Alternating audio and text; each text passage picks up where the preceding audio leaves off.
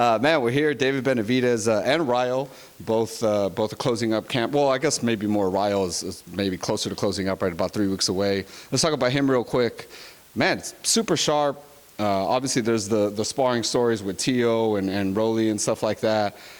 With this Bandito Vargas fight, do you feel this is like maybe his coming out party as far as like a name that people know, a former champion on a big card as like a pay-per-view? Is this kind of like his announcement to like, look, I'm here, you guys are going to have to deal with me? Yeah, I think it's a big step up for Ryo. You know, I think he's ready for this kind of a challenges now. Bandito Vargas, you know, he is a big heart, a great fighter, ex-world champion. Bandito Vargas comes and he gives everything. He lives everything inside the ring. So Ryo better be prepared. He is 100%. I guarantee you guys, we've been working hard. We did not underestimate El Bandido Vargas. I know him, and I talked to him actually, and I know how hard he works, and he's gonna come. He's gonna come, you know, to show Ryo that he's not a pushover, you know. At the end of the day, you know, our job is to look impressive in order to look for the bigger fights, and I think Ryo's ready for that. When you say look impressive, I asked Ryo this, and he seems to be very mature and have it under control. But do you worry about, you know, maybe him looking at like, okay, Burchelt stopped him in, you know, whatever it was, 8-9, like, you know, Isaac Cruz cut him and, you know, looked beat up at the end. Like, do you think he's gonna maybe do that comparative thing that fighters do? Of course, we try to do that, like I said, you know, because it's like a measuring stick, I think, to see what the other one did. Can you do it better? You know, and that's our plan, man. You know, there's no secret to that. We're not going to go in there and try to knock them out. You know, we're not like that. We don't. Ryo's not known by a one-punch shot. You know, but we are going to have to go in there and take control and try to break them and hit that body and come up with uppercuts and take control. And you know, at the end of the day, we have to hurt them and we have to look impressive. You know, like I said, you know, we can't just win the fight. You know, it's not that we have to knock him out, but Ryo has to really show his talent and shine that night in order to people say, whoa, this kid is good, you know.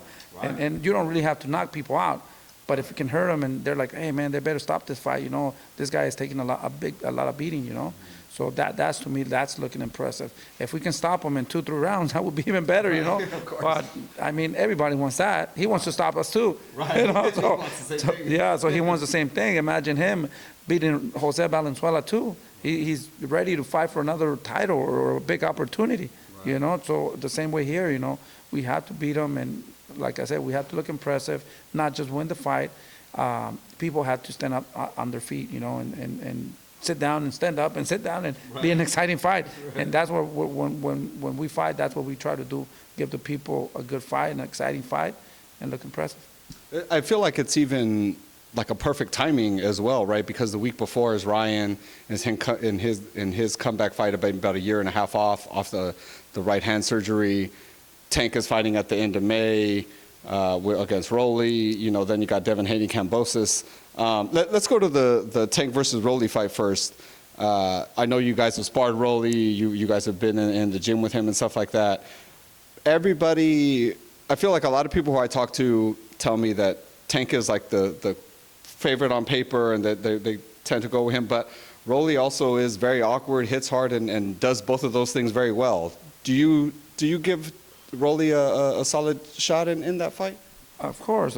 Rolly's a good fighter, man. Rolly hits very hard. Rolly, I mean, he's awkward, man. And sometimes when somebody's awkward, man, you know, it's a good thing, actually. It's a super good thing. You